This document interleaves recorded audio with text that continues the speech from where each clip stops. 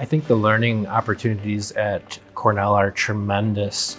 One of the unique opportunities is case-based learning, where a large portion of your time is split up into small groups where you review the material you're learning based on specific cases. Rosie. Rosie is a 17-year-old female intact legal here for a wound infection. Today we are removing the vac and evaluating if we can close or replace the vac.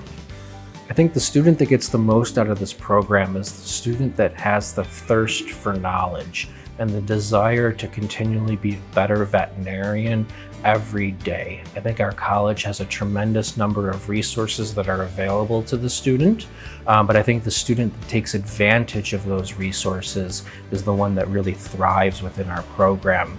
And so, for example, sometimes case-based learning can be slightly challenging.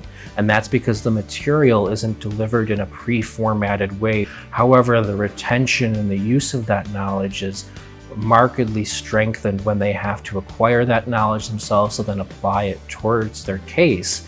And that takes a student who wants to drive their own education and who has the curiosity of their profession.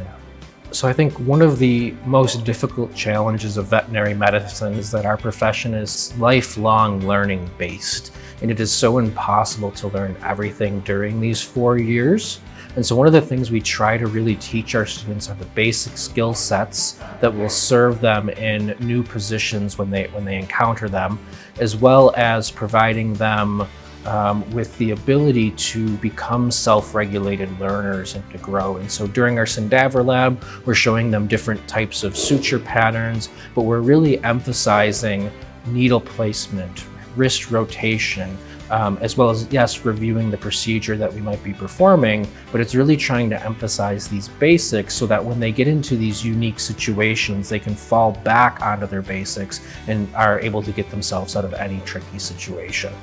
So one of the things we've tried to focus on with our curriculum redesign is we really wanted to try and create a safe space for our students to be able to reflect and grow throughout their clinical year. We're really trying to emphasize the goal of achieving day one ready veterinarian and to be comfortable going out into general practice and confident in what you're doing.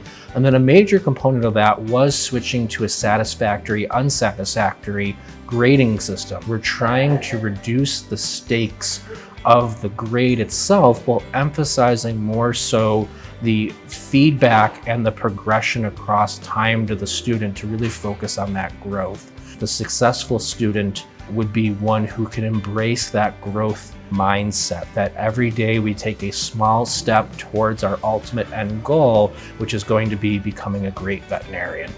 So for example, the spay procedure that we performed with the students, one of the goals there is, yes, teaching them how to do the procedure, but more so as well teaching them how to be a leader of their environment as well as really in command of the entire situation. I think that's a really challenging transition to make from veterinary student to veterinarian, and trying to encourage these students to not only focus on the technical parts of the procedure, but also remember the emotional intelligence parts of the procedure as well, and really kind of training them to be the more well-rounded veterinarian.